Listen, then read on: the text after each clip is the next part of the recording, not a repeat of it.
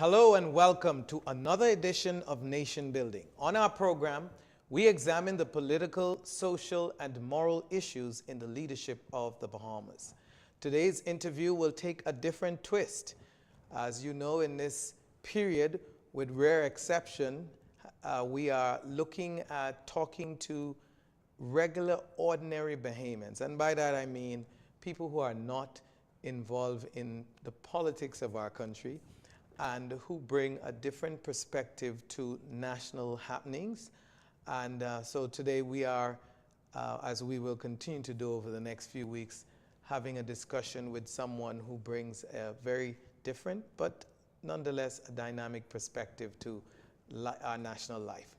And so when we come back from this break, I'll introduce him to you right here on Nation Building. Being awarded a free iPhone in the Making A's Space campaign last year was one of the most exciting things that ever happened to me. I used my phone to play games, chat with friends over the summer break, and watch YouTube videos. Then I got an idea to start my own balloon business. Being able to use my own phone to start up my balloon business was so important to me. I used my phone to research prices and learn how to do balloon designs that I currently offer to my customers today. The internet speed was so good. Oh my gosh, there was no buffering and the videos were very clear. I am so grateful to Alive for my new phone. Thanks Alive. My name is Cara Snows, owner of the Balloon Princess, and I believe in best.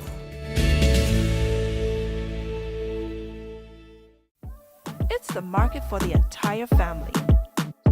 Sawyer's Fresh Market. Bahamian owned and operated, Sawyer's is known for the lowest prices on meats, produce, fresh fruits, and vegetables. Check them out on Facebook and the Freeport News to find out all of their weekly specials and their monthly blowout sales. Sawyer's Fresh Market. Your grocery bill just got lower. Good morning. Good morning. Hi, would you like to try our chunk? I only come in here for 2 items. Okay, but it'll only take 1 second and it's so delicious. Just 1 second. Yeah, everything tastes delicious. Wow, it's really good. Where do I find it in the store? Right this way, let me show you. Okay. Thank you.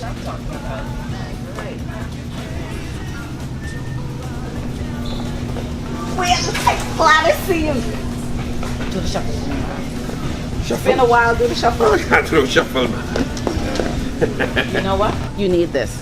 What's that? Junkanoo Juice Medley.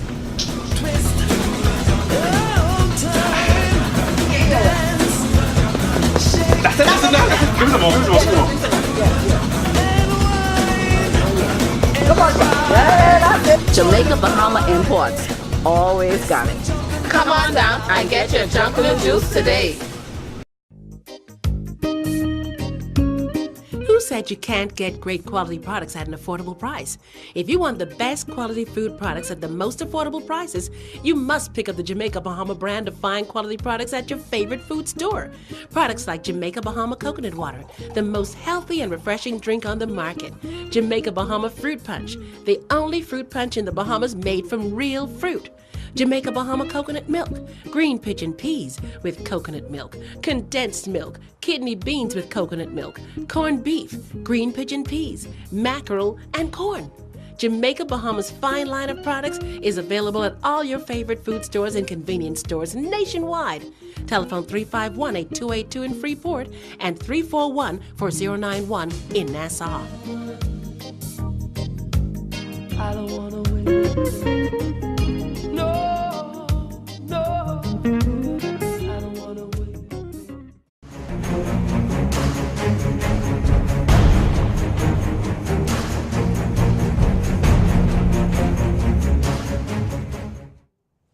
Hello and welcome back to Nation Building. I'm your host, Winston Pinnock. On today's program, we're having a discussion with, we're going to talk a lot about politics, but we're going to talk about politics from a different perspective. We're talking politics from the barbershop today. And of course, we'll do talk about other national happenings and things that are going on in the country that we think you, the viewers, want to know. And so I take great pleasure in presenting to the country Mr. I almost call you Doctor, Mr. Antoine Minnis.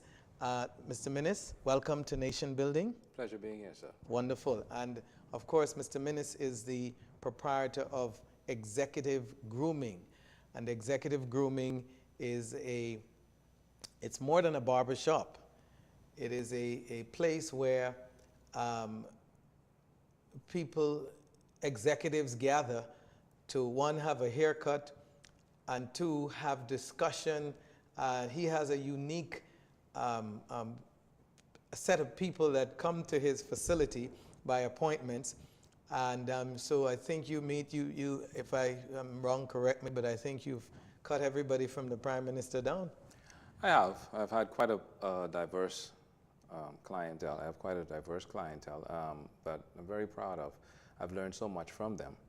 And I'm grateful that God has given me that opportunity to be in this field, because many people think that the field is just about getting a haircut, or it's about how it's lined up, but they don't understand that there is a serious level of psychology to barbering, that you are actually responsible for a person's self-esteem. The history of barbering is centered from Egypt, because the first recorded barber in history was a man by the name of Mermaat, who was responsible for shaving the bodies of the priests so that they can go to Pharaoh. Now, he was the only commoner that was able to touch what was considered deity back in the day. In fact, his tools and implements are still in a museum in Egypt.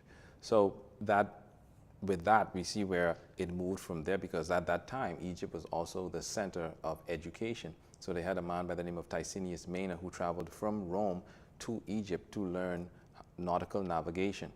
But when he got there, he found the art of grooming, what they call the tonsorial art, to be very intriguing to him. So he then learned the process and took it back to Rome. And that is how we have the Romans themselves becoming so enamored or so caught up with the process of manicures, pedicures, massages, and grooming themselves. In fact, it was considered to be a product only of the elite. They had their own personal person that they call their personal tonsure. So they then caused it to spread throughout Europe. We found people like Alexander the Great, because of his military presence, the Emperor Hadrian, who kept a beard. But he made the beard fashionable, not because he liked it, but because he had a scar from war, and that he was ashamed of the scar, so he used the beard to hide the scar. But they found, Alexander the Great found, that even though the beard was fashionable, it was not functional in war, because the enemy would grab a hold of the beard, pull the person's hair down, and sever it. So he made it mandatory that nobody in his army were to have a beard. And I think that's where we get now. Most military, they shave their head, their face, and everything like that to ensure that there is nothing for the enemy to hold on to. History. History. So now we also have barbering coming into the field of medicine through Pope Gregory. Pope Gregory was a pope who was responsible for the Catholic Church at that time, and we know that the Catholic priest in that era was responsible for being the medicine man or being the doctor of that era. But they had a process called bloodletting that Pope Gregory felt that they should not, the church itself should not be responsible for. They should not allow the lifeblood of humanity to leave the body, even though it was done for medicinal purposes. So because of the sharpness of the tools and implements, and because of the sanitary practices of the barber of that time, they brought the barber along with them. Then the barber became responsible for tooth pulling. They became responsible for bloodletting. They became responsible for the administering of herbal remedies. They became responsible for amputations. So the barber then became the doctor. Now, from that, we see where modern day surgery came into that, because there was a French tonsorial artist who was the barber for the king at that time. His name was Ambroise Paré. He was responsible for creating what they call the sling for the arm. So he was they consider him the father of modern day surgery. And he was responsible for building prosthetics for people who've lost arms so that they can, still be functional. And from there, King Henry I think it was King Henry the 14th. He was responsible for saying that, you know what, the school of surgery and the school of barbering, he wanted to separate those schools, because then a barber could have been a surgeon, but a surgeon could not have been a barber, and they were trying to bring some type of dignity to the art of surgery. So he separated the two industries, and that is how we have surgery, a medicine, and we have barbering, and they were able to separate The it. average Bahamian out there watching must be saying, obviously, very few people have the kind of history that you are sharing about your craft. It's knowledge. It's important to understand things. That's why you don't abuse them when you understand them. But the history is very deep, and obviously you study your craft. Let's talk a little about, now that we've covered the depth of from where barbering originated, and the many phases and things that barbers did in over time. Let's talk a little about you, Mr. Minnis. You have been in barbering for how long? 29 years. 29 years. 29. What made you choose? You are a successful barber and businessman, and as you talk to young Bahamians out there, and not so young, who are curious about someone like yourself going into the field that you did, you don't present yourself as a barber who just grew up, learned the craft, and just went into barbering and just does it to make a couple of dollars. You built a business. You expanded in more than one location. So talk to us about what made you choose the craft or the field of barbering. Well, as a younger man, you know, my neighbor, he was cutting his cousin's hair, and the machine intrigued me, and how steady his hands were when he was actually doing it, and I wanted to try it. How old were you then? I was about 9 years of age, and I wanted to try it. So he gave me the opportunity to try it. And in doing it, it was like the level of concentration that it took just to try to hold your hand steady and to get it symmetrical and all the stuff like that. I mean, it was phenomenal. Needless to say, I failed badly at that time. But it intrigued me so much that I just felt like this was such a skill to do it, to get it all even, to get it all neat, to get it all smooth, and to make the person that I was doing it feel pleased with the job. And from then, I became really intrigued with the profession. And at that time, my sister-in-law, her name is Deborah Longley, she just retired from teaching in the government system from C.C. Sweeting School. Excellent woman, beautiful person. She was then beginning her tenure as a teacher, and she taught cosmetology. And she had the tools, the implements, the machines and stuff like that. So I would always petition her for a machine if she could, or for a guard or something that I could use to try and master the craft, or just to try to get it right, And she was very, very accommodating. She had no problems in giving me what I needed. And it just took off from there. I started with them. I moved around, got my cousins. It was always something, because there's always a consistent change in the industry. There was always something that you had to learn. There's always something new. And even today, after all this time, there's still things that I find that I'm learning, and still new techniques and products that are coming out that can help you to perfect the craft, which I feel you will never perfect. It becomes like a practice, So that is where my start came from. That's my earliest intrigue. My nephew, Terrell, was my guinea pig back then, and he was always willing, and so I always made it a point that whenever he stepped out, he always looked his best. So you practiced on Terrell. Yeah. So moving from, did you start out working professionally with a barber at a barber shop, and if so, where? Well, when I started out with a man by the name of Jerome Miller, who to me was a consummate professional in the industry. he is probably one of the more versed people outside of Clifford Humes, because to me, those two gentlemen, they epitomize excellence in the field of barbering.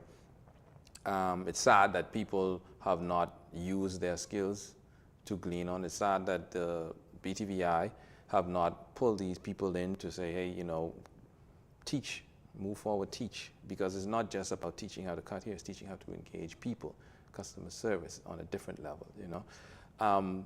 So I've had the opportunity to sit at the feet of both of these great gentlemen and learn techniques that you won't find normally in But having school. talked so much about what you learned from those gentlemen, I take it that they are now in their twilight years. Is it they're older, as in They're older. retired or not quite? They're not retired. Not They're quite, older, but okay. they're still very functional. So what are you doing to transfer that knowledge and experience to another generation?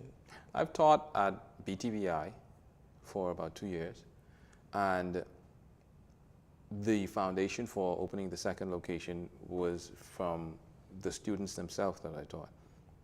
They wanted to further their education through work experience, so we just created the platform for them to expand on their knowledge base.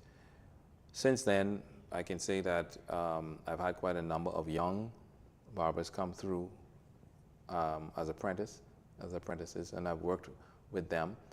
I've always said, if you give me the attitude, then we can train the skill. So that's the difficulty that I face right now in the industry, is just getting the attitude towards what they're doing, that they approach it from a very humble perspective, because it can be very rewarding as time goes on. Are you saying that it is difficult to find in your industry young Bahamians who are trainable, young men who are trainable? You find young men who are trainable from a skill perspective. Mm-hmm. There's no lack of that, of the skill capabilities. But to have the attitude to deal with and relate to people, to deal with the psychology of barbering, that is where we're having our challenges in this industry. Are you hopeful?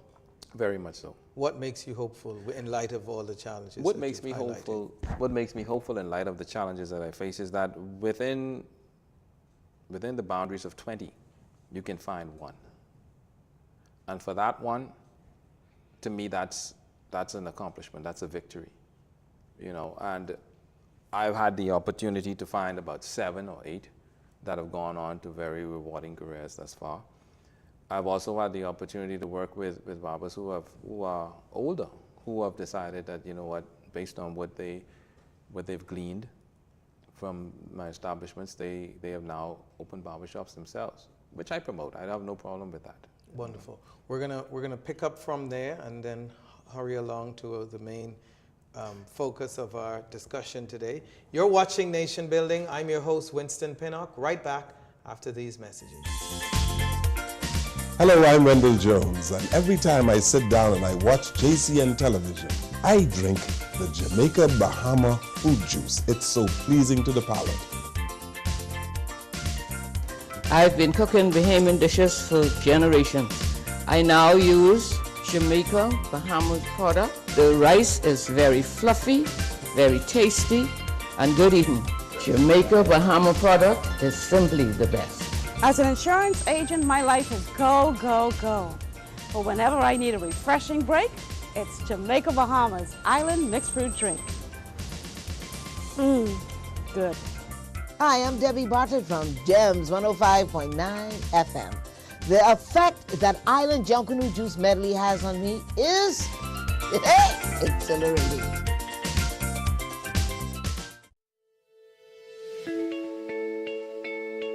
I've been a customer for the past 2 years, and I will say the quality of the service is very good. During my trip to Andros, I was connected the entire trip, so that was really good. I was able to contact my family members and let them know how the trip was going. We touched land, we're here, so it was very good, and I really appreciate that. And also during times like when we had the storm, it was really good to have that service to reach out to our loved ones to make sure everyone is okay. And I really appreciate Alive for that. And even when there's a little technical difficulty, they always send out a little text message to let us know exactly what's going on. I'm happy to be alive, and I believe in best. Hi, good morning. Good morning. Hi, would you like to try our chunk? I only come in here for 2 items. Okay, but it'll only take 1 second and it's so delicious. Just 1 second. Yeah, everything tastes delicious. Wow, it's really good. Where do I find it in the store? Right this way, let me show you. Okay. Thank you.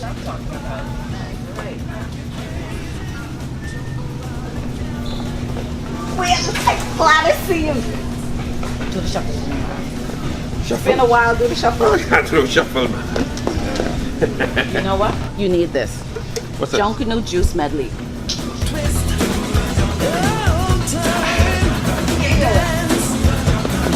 That's it. Give me some more. Come on, that's it. Jamaica Bahama Imports. Always got it. Come on down and get your Junkanoo juice today. It's the market for the entire family. Sawyer's Fresh Market. Bahamian owned and operated, Sawyer's is known for the lowest prices on meats, produce, fresh fruits, and vegetables. Check them out on Facebook and the Freeport News to find out all of their weekly specials and their monthly blowout sales. Sawyer's Fresh Market. Your grocery bill just got lower.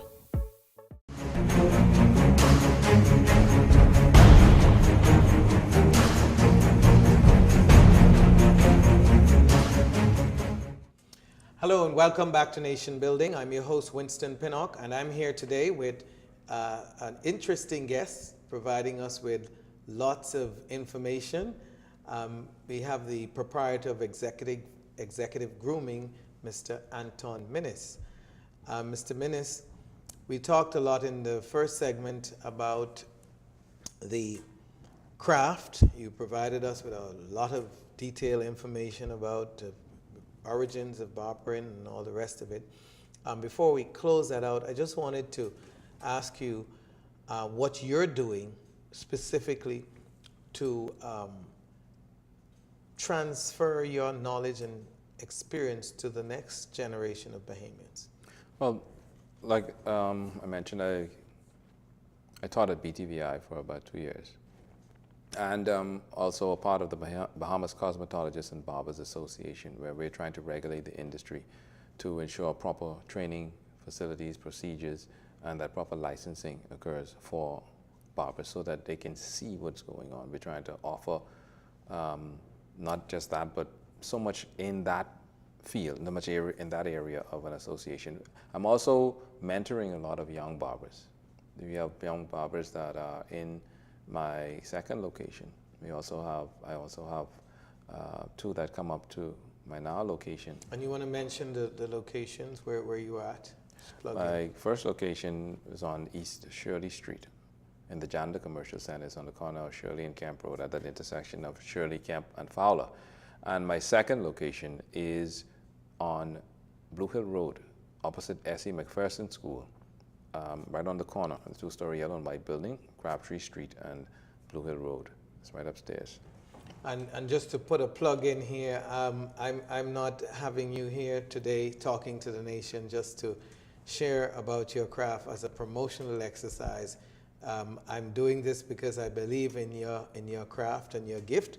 I'm a client of yours, have been for almost 20 years, and your environment is an excellent environment, one fitting for a king or queen. Thank you, sir. Mm-hmm. And frankly, your facility attracts that type of clientele. I don't think you discriminate because there are people from all sectors of society there, but it's different than the average barbershop, and the level of conversation and discussion that goes on there is also elevated much higher. Yes. So I compliment you on that. Thank you, sir. We want to talk more specifically, though, The barbershop, as you know, is a place, certainly in our country, and not only here, but around the world, where lots and lots of political discussion take place. And to the extent that the clientele that you have, that you attract at your facility, it means that the level of conversation is even deeper and at a high level. And so I think you would be the most fitting person to have a discussion about barbershop politics today. And so we want to have you obviously represent the views of the sentiments you get from your customers. And so the first thing I want to pitch to you today is, as you know, we've had, well, I don't want to call them new, they're not new anymore. It's been almost a year and a half since the Minnis administration has been elected to office. And they, by any reasonable estimate, certainly the one that I've gathered, are the most unpopular government this quickly. I mean, time usually makes governments unpopular. Whether they serve a term or 2 terms, history says that. But never so quickly have we seen an administration lose popularity, and especially a government that would have gone into office with a significant majority of the seats in Parliament. So, first of all, is that the sentiment that you've gotten about this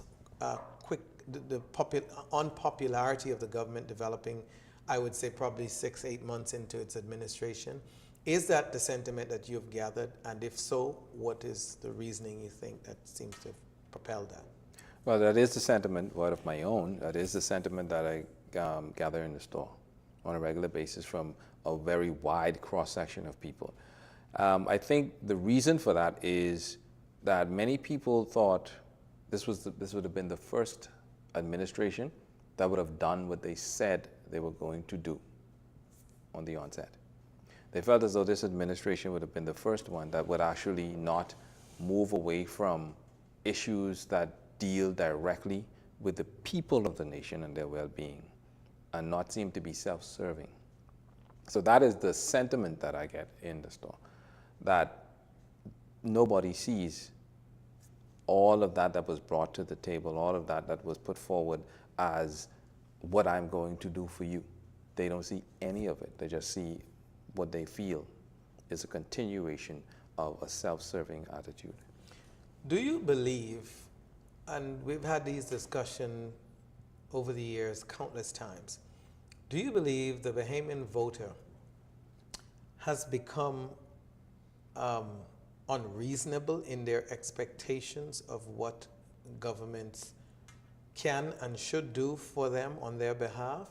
Or do you think that administrations have overpromised, or been unrealistic in terms of what they have, the level of expectations that they've created among the voters? I do believe that there is a level of unrealistic expectation by the general populace on political administration. I do believe that. Is that growing?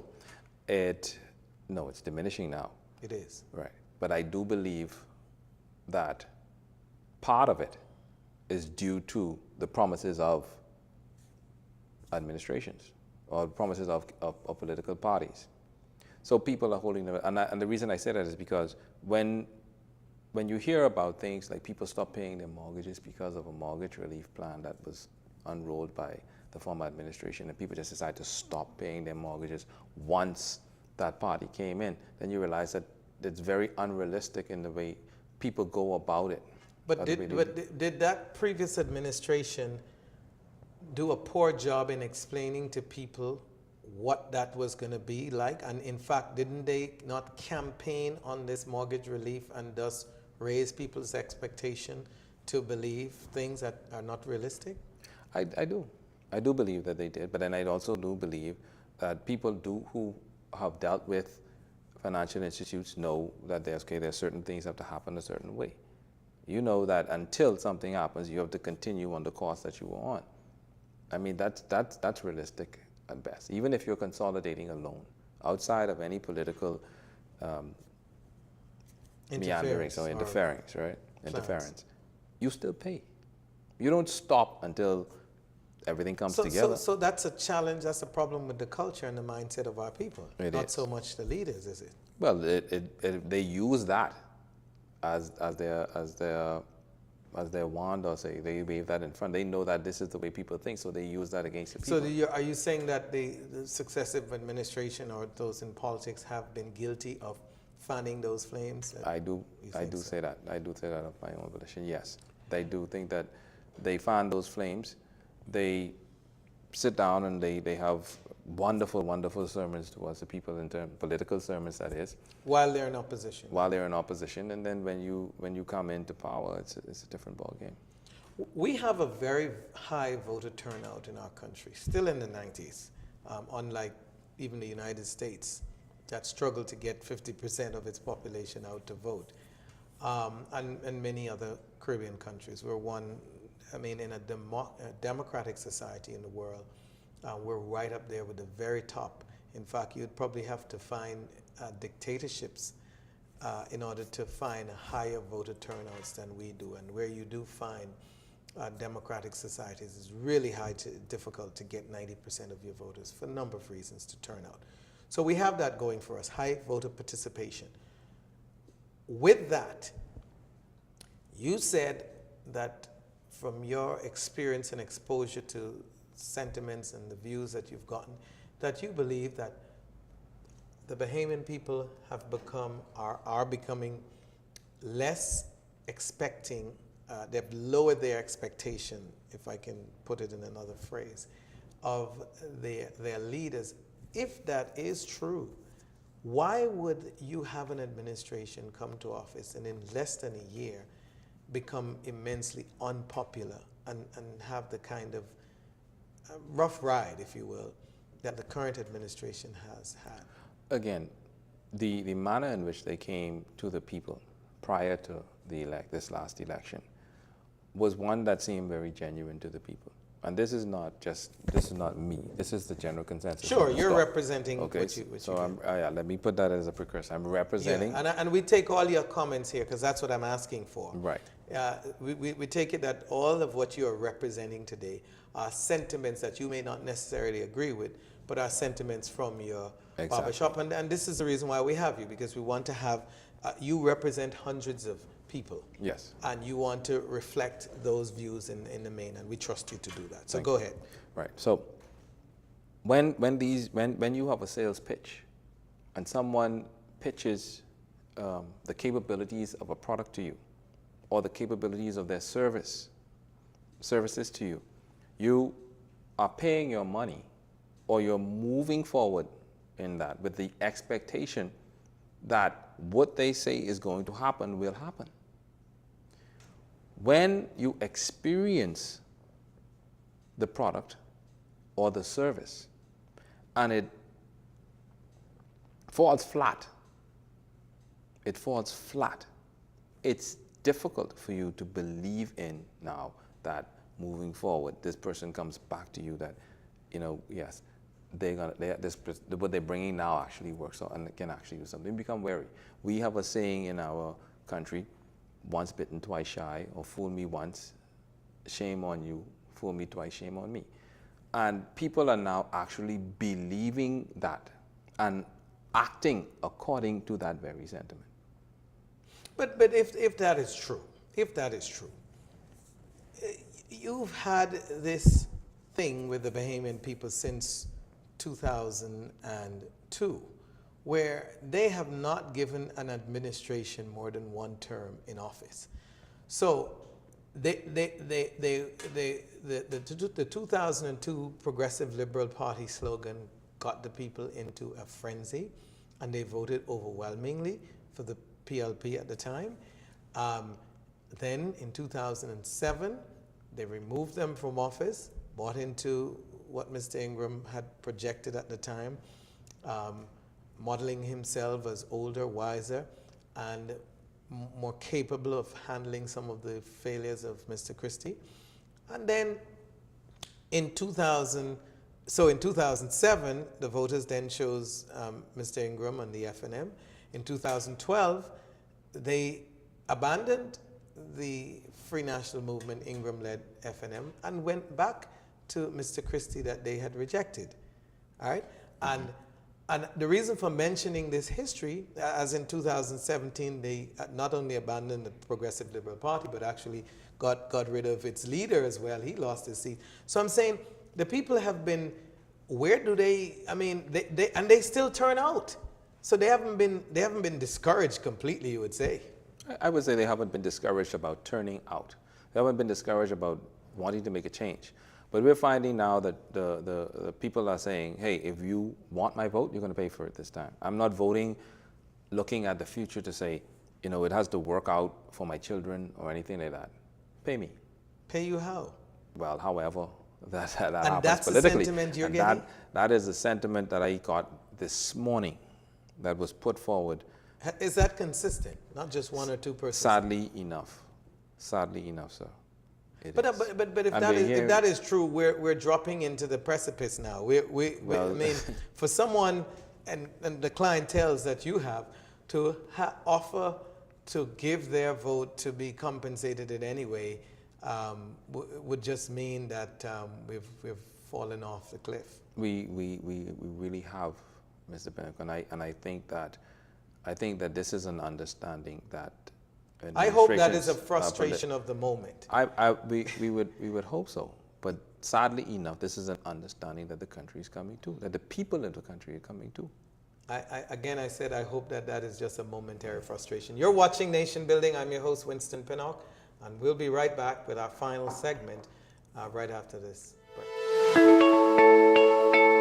The concierge service is the best thing ever. Like, it is so fabulous, especially for someone like me where I cannot leave my office, my job, to go do anything in the middle of the day because I'm on the radio. The service was so fabulous. The ladies gave me a call. They set up an appointment. They come with their professional looking attire. They're just so cute. And they come here, and it was a great experience. It took 20 minutes to switch over to the Alive service. It was simple. It was easy. And they just made me feel so welcomed. They explained everything. They hooked me up with my new phone. They gave me my data package. As you can see, hey. And it was fabulous. It was a wonderful service, but what I really liked best about it was not only did they come here and make it easy for me, but they continued to check up on me. The next day, they made sure that everything was working properly with the phone. I didn't have any issues. The following week, they contacted me again, and I've built a relationship with them. They've continued to check up on me. I feel like I'm part of the Alive family. It's amazing.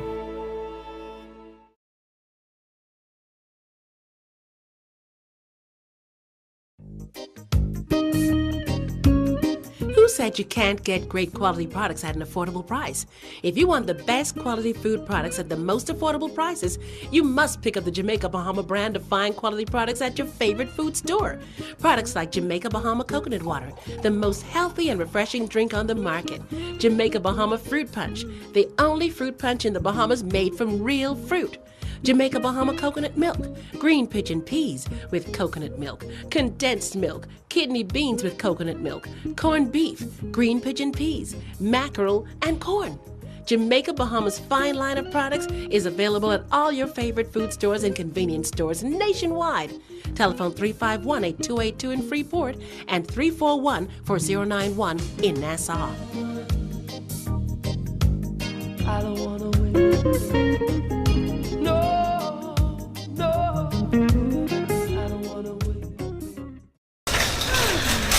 Good morning. Hi, would you like to try our chunk? I only come in here for 2 items. Okay, but it'll only take 1 second, and it's so delicious. Just 1 second. Yeah, everything tastes delicious. Wow, it's really good. Where do I find it in the store? Right this way, let me show you. Okay. Thanks. I'm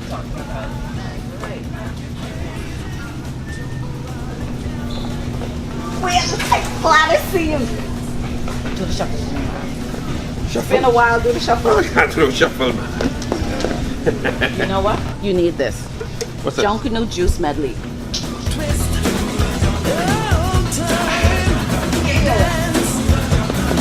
That's it. Give me some more. Come on, yeah, that's it. Jamaica Bahama Imports. Always got it. Come on down and get your Junkanoo juice today. It's the market for the entire family. Sawyer's Fresh Market. Bahamian owned and operated, Soyuz is known for the lowest prices on meats, produce, fresh fruits, and vegetables. Check them out on Facebook and the Freeport News to find out all of their weekly specials and their monthly blowout sales. Soyuz Fresh Market. Your grocery bill just got lower.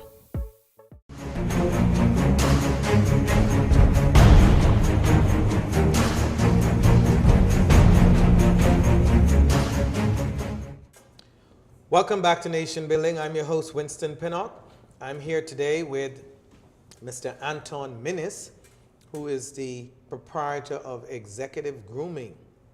And his barbering facility here in Nassau is a unique facility which is attracting the likes of leaders in the country to the common man. We're going to, in this final segment, Mr. Minnis, talk a little about what some of us might say is unrealistic expectations of the Bahamian voter. I believe we might have mentioned the fact that we talked about the unpopularity of the government. We talked about some of the challenges might exist. And it occurs to me that successive governments, we've been down the road of changing governments over the last 20 years. What really is the Bahamian people's problem? If they have been changing governments from 2002, we would have seen the departure of the first Ingram government in 2002 after serving 10 years. That was the last time we had an administration to serve 2 terms. Since then, it's been in by a landslide with Mr. Christie in 2002, then back to Mr. Ingram, who sold himself as a more older, wiser leader who would be able to fix or deal effectively with some of the shortcomings of the then Prime Minister Christie as far as managing his team. And by a narrow margin, the FNM won in 2007. And then in 2012, the voters booted in another landslide the Ingram administration and went back to the Christie administration, who then got booted out of office to Dr. Hubert Minnis and his team. It seemed to suggest that voters in the country may frankly not know what they want. What is it from the sentiment you get from the people at your facility that visit your store? What is it that really the voters what is the priority to them? What does the Bahamian voter really want? The Bahamian voter really wants the administration to do as they campaign on. Many of the campaigners, the campaign, not just slogans, but ideas and policies and their manifestos, those things that they bring out, are exactly what people want to see in their society. But it does not translate after the election. So that is a big part of the Bahamian population's frustration. We are also, as a people, based on sentiments expressed in the store, people are looking for economic relief. People are not looking to be taxed. People are not looking to have salaries garnished. People are looking for ways and means by which they can make more money. Now, my belief also is that the people themselves also have to take responsibility for where they're at and not just put everything on the government. However, whenever the government approaches a person and asks for their vote so that they can represent them, they're asking these from the position of, this is what I will do for you. That is what I will do for you. Here again, I'll do this for you. And once the election passes, the Bahamian population feels as though, here we go again. We're back to it. Typically, are these usually, when you hear these sentiments, are these personal promises or are these for the most part national things that a government promise it'll do for communities or to develop the country? What are voters holding the government's feet to the fire for more? Are those national things, or we still have in our country this thing of politicians promising personal favors and jobs and all this craziness to individuals? What is really ticking people off more? What is ticking people off more is that people are of the mindset now that, you know what, I can do for myself, just give me the opportunity. So when the opportunity does not present itself, that is bothersome to the general population. So the sentiment you're getting is more that people are not satisfied with what is being done nationally for the country. Exactly. To give them the opportunity they need. Exactly. This is quite early, still early. The government still has time to improve on what it is doing. Do you think, well, not do you think, are you hearing, do people feel like the government is listening to the cries and to their dissatisfaction? Are they getting the message? People feel as though the government is not listening to their cries. They're not getting the message.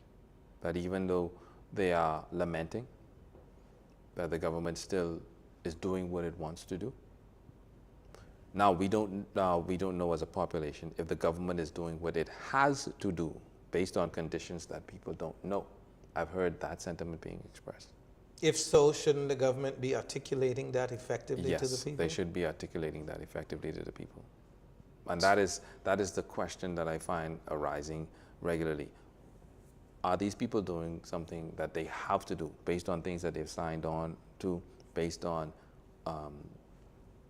the forecast of world conditions and where we need to place ourselves in the future? That is a question that is being asked. If that is a question that is not answered, then there are those who will now say, you know what, I feel as though something is coming down the pipeline. These people are taking care of themselves and not concerned about it.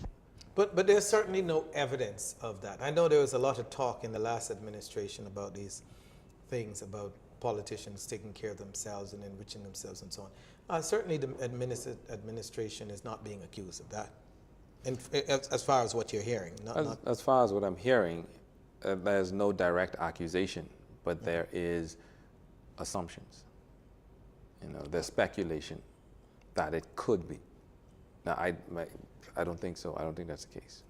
But I've heard the sentiment being expressed.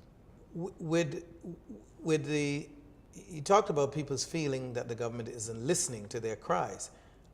It would seem a little idiotic, if I can say so, if you're in government having experienced what happened last year with the total wipeout, annihilation, some would say, of the former government, that and the myriad of issues that people complained about, going as far back as to the gaming referendum, to so many other issues that people accuse the former administration of being tone deaf on. It would occur to, I think, any reasonable person that if you inherited government, that you would be acutely aware and careful about how you respond to the Bahamian people's cry. So I find that a little interesting, that the sentiment you're getting is that people feel government is tone deaf. But that is what we're talking about now. When before the election, you see what we've come out of. In fact, you were also privy to it. Some of it affected you.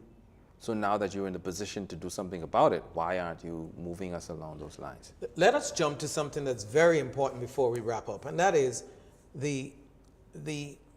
it is possible, and I have no scientific evidence to prove this, but it seems to me, just anecdotal, that the hit the government has taken from the increase in taxes, in value-added taxes, is probably the largest hit that it has gotten in the 15 or so months, 16 months that it's been in office, or 17 months that it's been in office. Is that a reasonable, from what you've gotten, is that a reasonable assumption? It is a reasonable assumption. And the question arises, is this as a result Is this as a result of what you signed on to? Or is this as a result of the nation actually being in that position where it absolutely needs to do it, just to stay When you afloat? say you sign on to, you're referring to the government? I'm referring to governments, and I'm referring to international agreements that they've signed on to, that you have to implement these things to stay afloat, or do you have to implement these things based on the fact that you've signed on to this agreement? Because a business can implement certain policies to stay afloat, and then a business can also implement certain policies to increase their profit margin. Okay, so that is the question. An interesting question you may not be able to answer if you haven't asked your patrons directly is whether this whole concept of the increasing of taxes, I certainly heard a lot of that coming back, where people was very critical of the fact that the now government, when it was in opposition, lambasted the previous administration, criticizing them, calling them lazy and so on for imposing value-added tax at the time. And now the government then came, I don't know, some have said, but I have no evidence that they said that if they were in office they would remove it. But certainly the expectation was that at the very least there wouldn't be no tax increases. And the government, of course, had found it necessary to impose a sizable tax increase on value-added taxes. So the question is people more, is it more a concern of the increase of the tax, or is it what is some see as a hypocrisy of saying one thing and doing something completely different? That is the Well, which one? People are saying it's the hypocrisy initially. And then the question arises from that. Do you have to? Because of conditions that you didn't understand while you were in opposition? Or do you have to? Which begs another question. Exactly. Which again you might not be able to answer is it reasonable for those seeking office in opposition? I know the opposition party has someone that sits, I think, as chair of the, I don't want to misquote here, but they certainly have access to financial information. I think the Public Accounts Committee or something, there's a member of opposition. Should we excuse future governments, you think, from being able to not be responsible in statements that, as a people, that they make to us in saying, we will do this for you, and then to get in office and say, oh, we didn't know? Because if that is a trend, I mean, you could, governments, parties can say anything to get elected. So as a people, as we get ready to close, and I'm asking now for your thoughts, and as you summarize, what do you advise as someone who sits and hears the thoughts of Bahamians daily? What do you advise the people to do in terms of how they handle people who are opposition parties, I guess, that are making promises to them? How do they, what is realistic to expect is, I guess, what I'm saying. I think, in my opinion, we have to ask people who are in opposition to bring empirical evidence as to what they're arguing against. Okay, because there are a lot of things that happen that are not fully explained, and people just take that from the gossip column and they run with it, and they put a smear tactic to it that when you get back to the original point, you find that it's so far off.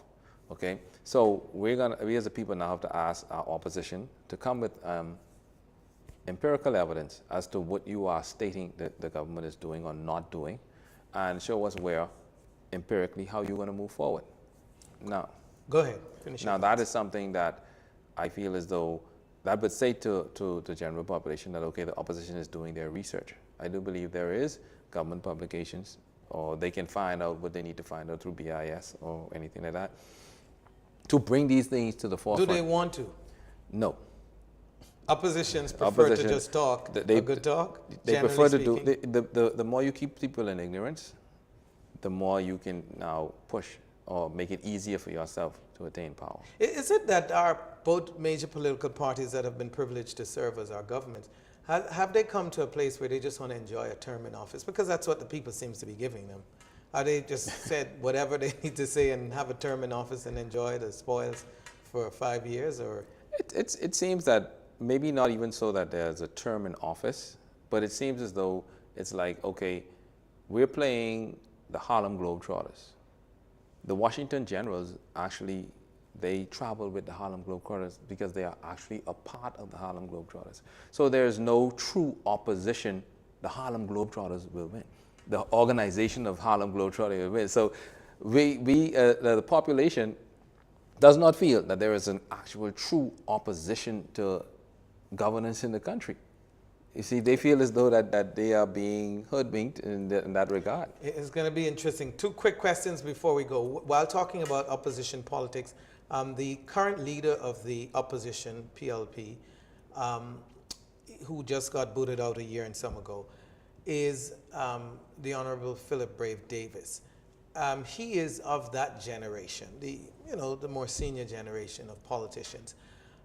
What is the sentiments coming out of the barbershop about, not him as a person, but if you can divorce both, about him, his viability of winning the next election, still early, the viability of him winning, being a part of the old school, or is it really, age is not really a factor anymore, it's really about what is being presented? Age is not the factor here that I'm hearing. What is being presented is the factor. I think it's a split decision when it comes down to him, because there are many people who feel as though he's for the common man, and there are many people who feel as though he does not have the charisma or capability to be a good leader.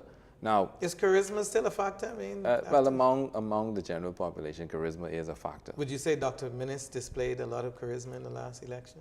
I would say that Dr. Minnis rode a wave in the last election. So why can't he rode it well. Why can't Brave Davis ride a wave? Well, I personally believe that he can as well. Okay. So at the end of the day, sentiments aside, truth is, I guess is it reasonable to say, and you can correct me again from your views you've gathered, is it reasonable to say that it really doesn't matter that much who's in opposition, what they're presenting? It's really about people's feeling about who is in office at the time. Is that reasonable or not? This country has shown us time and time again, nobody's voted in. Everybody's voted out. Is that healthy for the future? No, it's not. It means that we're not thinking about the process.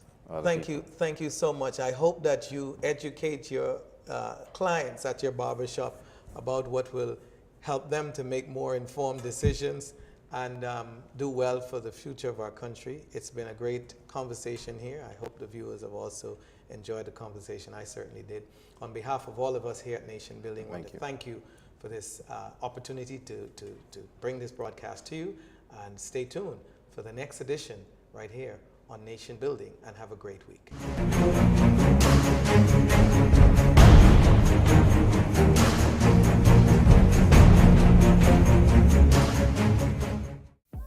It's the market for the entire family. Sawyer's Fresh Market. Bahamian owned and operated, Sawyer's is known for the lowest prices on meats, produce, fresh fruits, and vegetables. Check them out on Facebook and the Freeport News to find out all of their weekly specials and their monthly blowout sales. Sawyer's Fresh Market. Your grocery bill just got lower. Hi, good morning. Good morning. Hi, would you like to try our chunk noodles? I only come in here for 2 items. Okay, but it'll only take 1 second, and it's so delicious. Just 1 second. Yeah, everything tastes delicious. Wow, it's really good. Where do I find it in the store? Right this way. Let me do it. Okay. Thanks.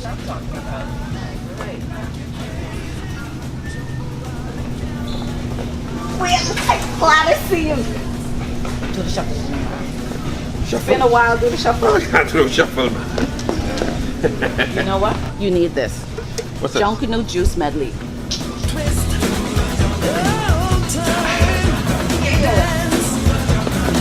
That's it. Give me some more. Come on, yeah, that's it. Jamaica Bahama Imports. Always got it.